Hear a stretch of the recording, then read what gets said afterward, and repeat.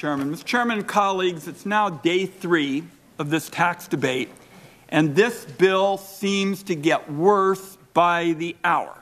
It started off as a tax hike on nearly 14 million Americans to pay for multi-trillion-dollar handouts to multinational corporations and new loopholes for tax scammers and cheats.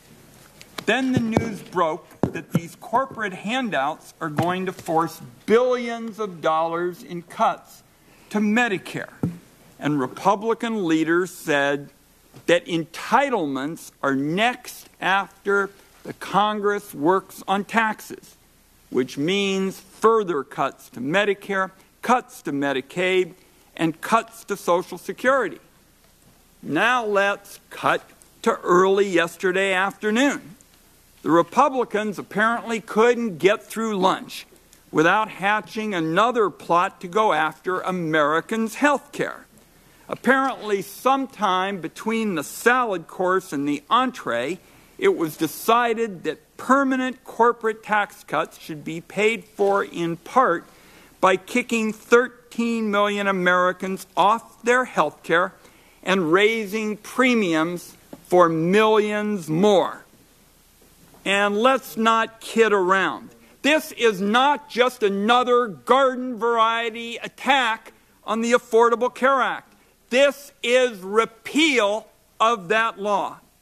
And one of the first things that's going to go will be airtight, loophole-free protection for the millions of Americans who now have protection when they have a pre-existing condition. So that brings us to today, when the American people are going to learn that last night there was another change, so that individuals are only getting temporary tax cuts out of the Republican bill, but the multinational corporations are getting permanent cuts. What a double standard that is. We saw it yesterday. It's gotten worse. For the multinational corporations, their handouts are set in stone, written in ink, locked in place, with the key thrown away. But not for the middle class. The Treasury Secretary even said that the administration was going to draw a line in the sand. A line in the sand? Well, we'd sure like to see it, as our colleagues have said here, to protect the middle class. What they're going to do is protect the multinationals with permanent breaks. No lines in the sand when it comes to permanently protecting middle-class families. In fact, for middle-class families, the deal looks worse and worse. It used to be a promise of a tax cut, putting real cash back into the pockets of the middle class. Now it's a roll of the dice. Families are going to have to hope they're not going to be among the millions whose taxes go up. So bottom line, my colleagues on the other side have now shown their hand. The corporate handouts are permanent. The family breaks aren't. In fact, they don't even make it a full decade. To pay for the handouts to multinational corporations, millions of Americans are going to lose their health care. Millions will see their premiums skyrocket. And millions are going to get hit with a tax hike. That is what is on offer as of now. Mr. Chairman, I want to close with a request, if I might. At the 11th hour last night, the chairman released a new mark that includes repeal of a critical provision of the Affordable Care Act. To understand the impact of that provision, it would have been appropriate and customary to have the Congressional Budget Office here to answer questions. Despite a request from the minority to invite the Congressional Budget Office, apparently you have refused. As a result, during the course of this critically important issue, the committee won't have the experts here who can explain what the bill means for the health coverage for millions of Americans and premiums for millions more. It appears, on the basis of our analysis, that health care is going to be cut more than $300 billion. And we ought to have the Congressional Budget Office here to tell us what harm this would do to various Americans who would be so directly affected.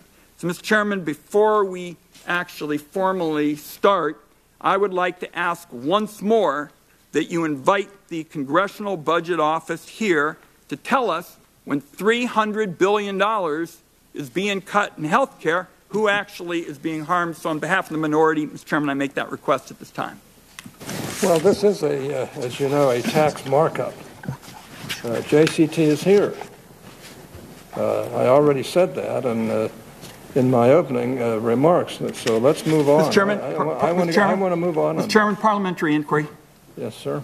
I'd like to ask Mr. Bartold, because he is with the Joint Committee on Taxation, do you have the ability, Mr. Bartold, to do what the Congressional Budget Office does and talk about who would actually be harmed by those $300 billion in cuts in health care?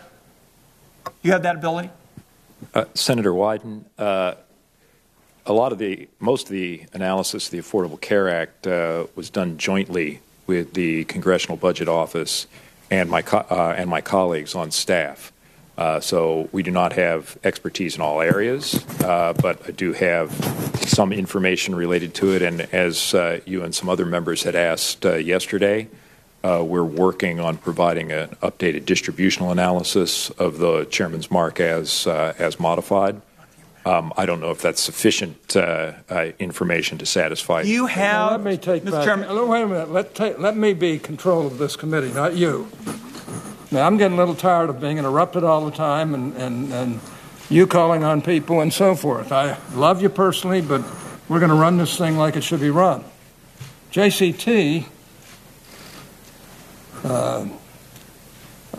can certainly talk about the tax implications, which is what is being done here.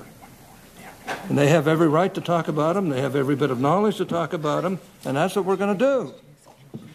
So let's not try and change that decision by the chair. Mr. Chairman, continuing my parliamentary inquiry, we'll wrap it up with this. Okay.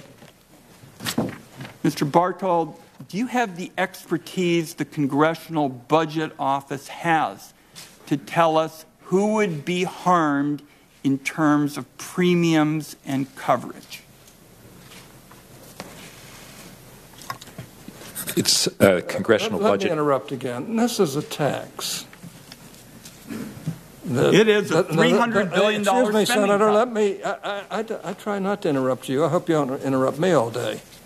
This is a tax that affects 58% of Americans under $50,000. So, like I said, I want to move on. We've got Mr. Bartold here as an expert, and I want to get the best we can out of him. Could he answer the question, Mr. Chairman? Could he answer the question, Mr. Chairman? When you have an opportunity to ask questions, yeah, he can answer them. But let me move on. I don't want to get in some big hassle here this morning. Mr. Chairman, this is not like you. No, it isn't. The ranking, no, it isn't, but it's not like you either. The ranking member has asked a simple question. He ought to be able to have an answer. You're not. That's not your nature. He'll have plenty of time to ask that question. He'll have plenty of time to have an answer. There's nothing stopping him from doing that at the appropriate time. I just want to move ahead. It's not your nature to cut off discussion. You're a gentleman. Well, and it's not your nature to cut off a legitimate question. Well, I'd like to proceed. And as soon as I'm through, the ranking member can ask any questions he wants to. But I'll relent. Go ahead and ask the question. Again, the question is for Mr. Bartold.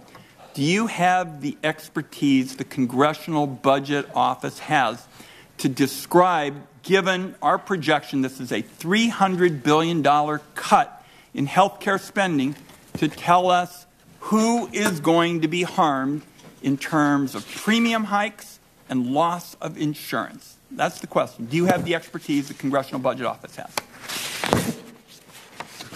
Senator Wyden, in JCX 57, we've provided the estimate of the tax effects of the change being discussed, and as you reported, it's approximately a $300 billion change over the budget period. As I noted, my colleagues and I are working to provide an updated distributional analysis of the entire Chairman's Mark, which will include, to the best of our ability, those effects. As to your more general question about the Joint Committee's level of expertise in terms of national coverage and insurance premiums, no, that is more generally the work of the Congressional Budget Office. All right, now let me proceed.